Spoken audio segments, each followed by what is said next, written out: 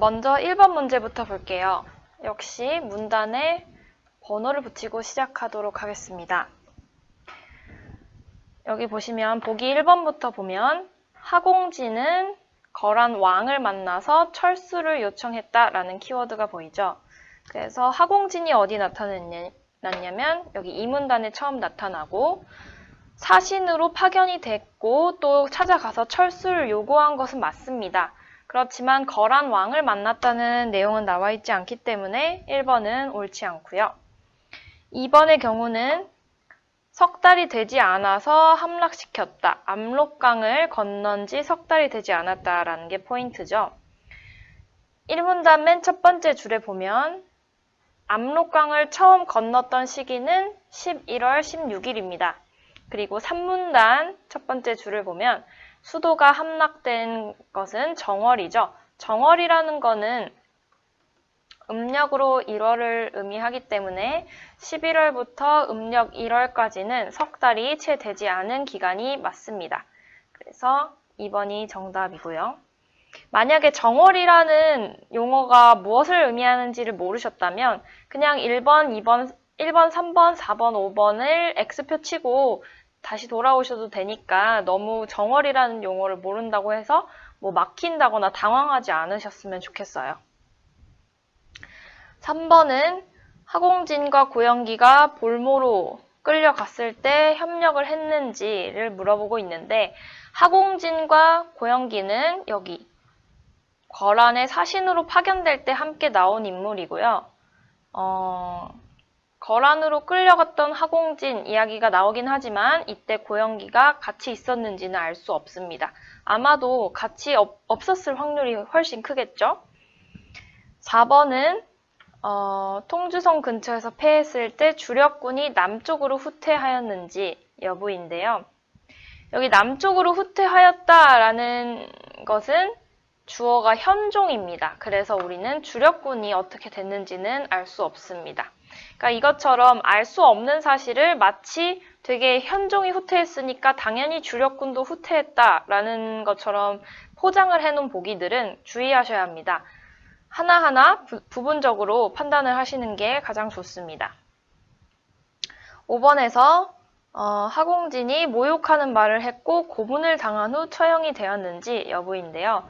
여기서 하공진이 거란왕을 모욕했고 거란왕이 하공진을 처형하긴 했으나 고문을 당했는지는 나와 있지 않습니다. 역시 알 수 없죠. 그래서 정답은 2번이 되겠습니다. 다음은 2번 문제입니다. 역시 문단에 번호를 붙이고 시작하겠습니다. 그러니까 문단에 번호를 붙이면 좋은 점은 이렇게 긴 지문이 있을 때 거기에 압도당하지 않고 분절적으로 생각할 수 있다는 것과 또 보기를 우리가 키워드 위주로 읽을 때 지문으로 찾아가는 게 조금 더 수월한 느낌이 있어서 저는 연습할 때 지문에 그 문단마다 번호를 붙였거든요.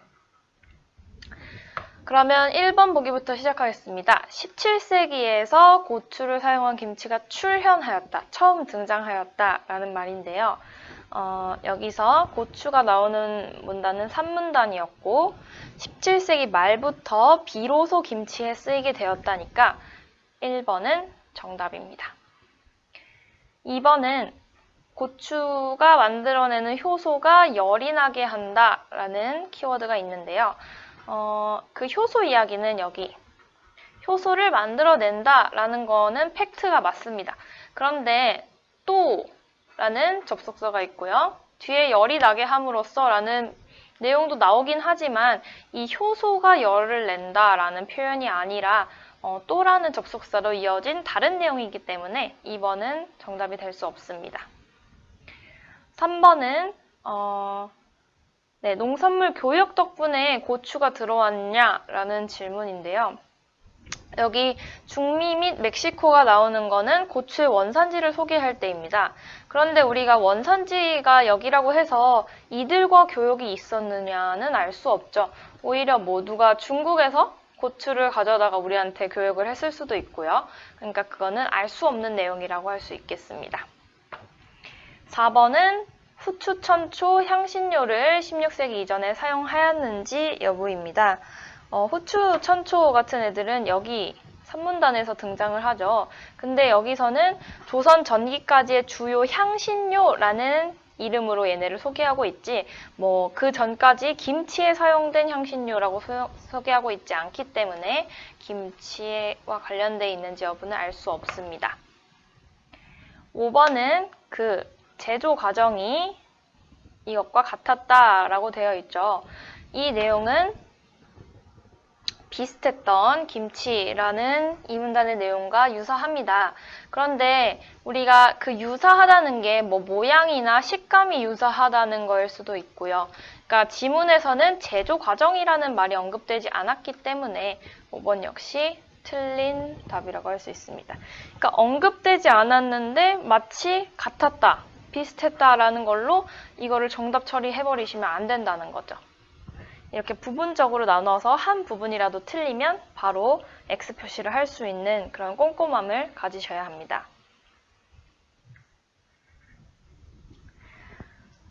다음은 3번입니다. 3번 역시 문단에 번호를 붙이고 시작하도록 하겠습니다. 1번을 보시면 호남 지역이 발생의 배경이었고 호남 지역에 국한되었다라는 표현이 나옵니다.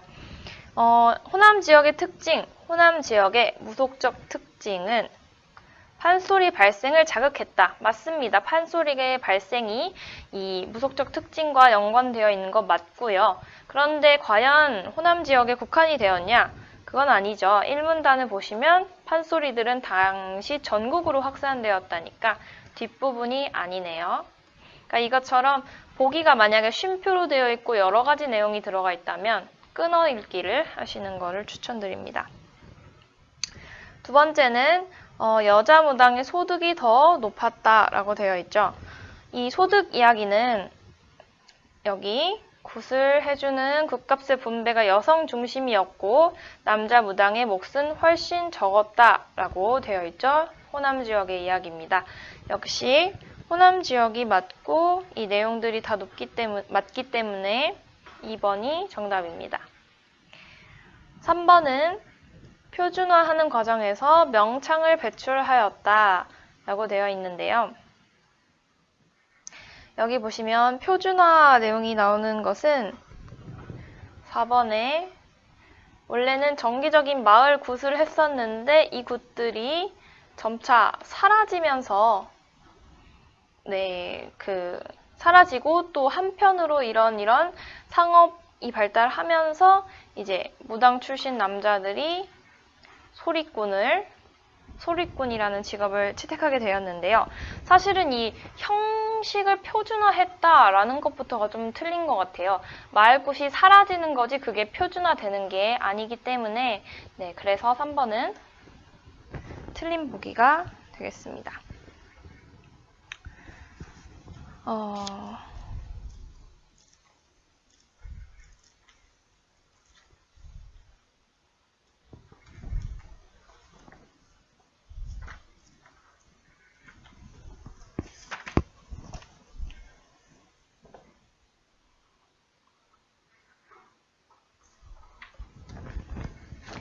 그 다음은 4번 보기입니다.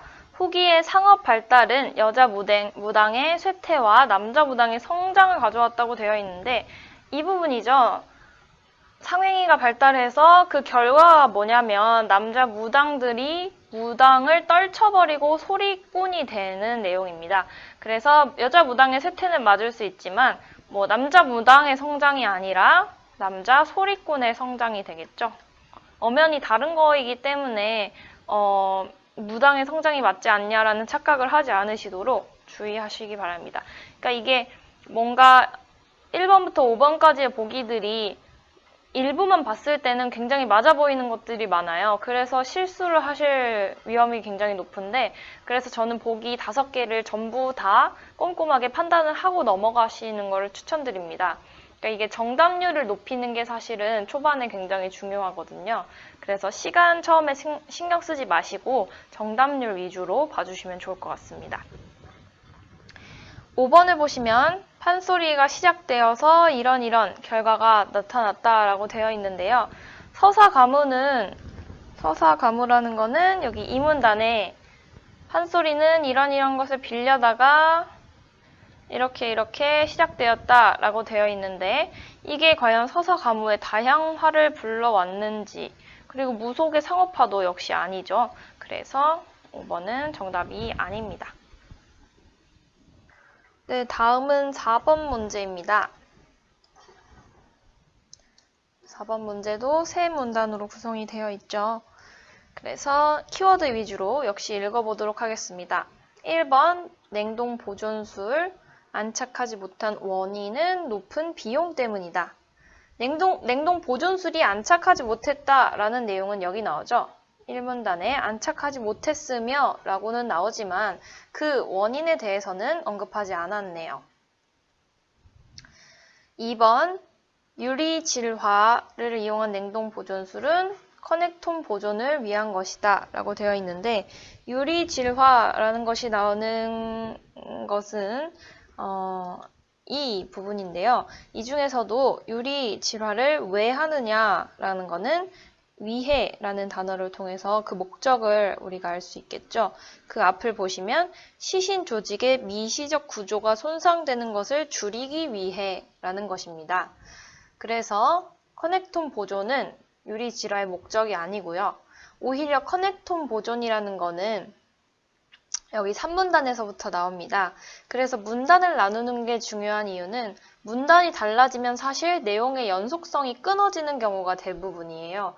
그래서 내용이 되게 비슷한 위치에 있었던 것 같은데 라는 생각만으로 헷갈릴 수가 있으니까 이렇게 명확하게 문단을 구별해 주시면 전혀 다른 내용이라는 거를 쉽게 아실 수 있을 것 같습니다.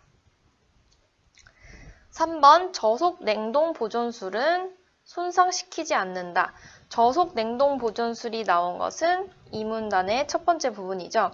그러니까 우리는 이 냉동 보존술, 유리 질화, 저속 냉동 보존술 등의 키워드를 가지고 지문에서 어떤 부분을 봐야 되는지 그 약간 지도처럼 찾아가는 역할을 하는 겁니다.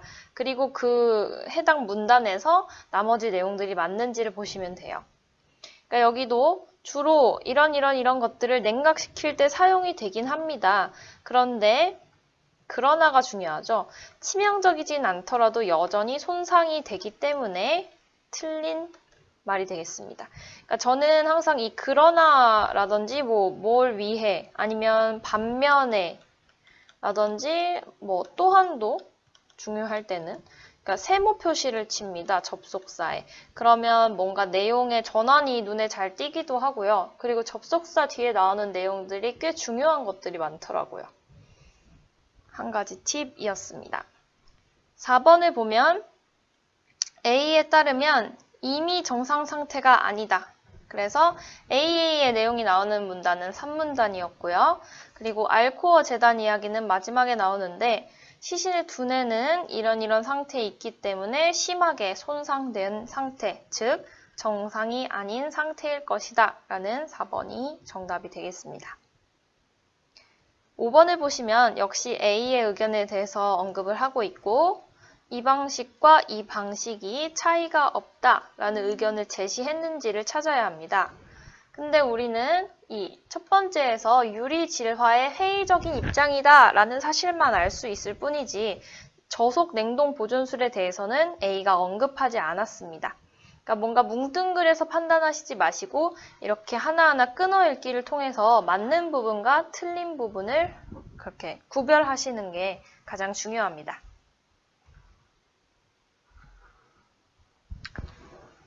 다음은 5번입니다. 5번은 글의 구조가 굉장히 단순해요.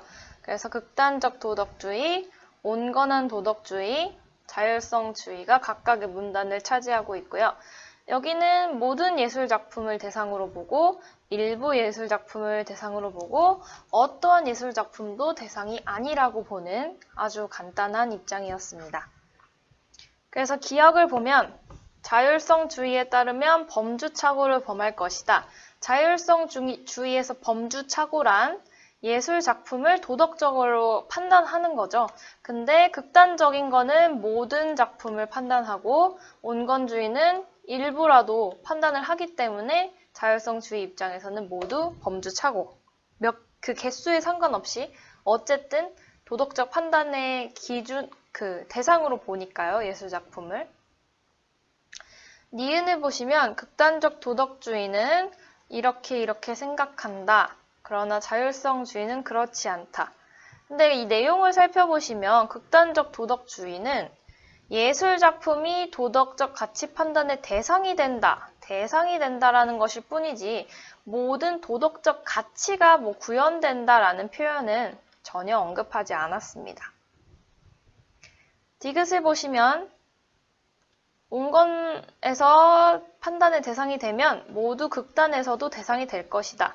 너무 쉽죠? 극단적 도덕주의는 모든 예술작품을 대상으로 하고요. 온건주의는 일부를 대상으로 하기 때문에 이게 포함관계에 있는 겁니다.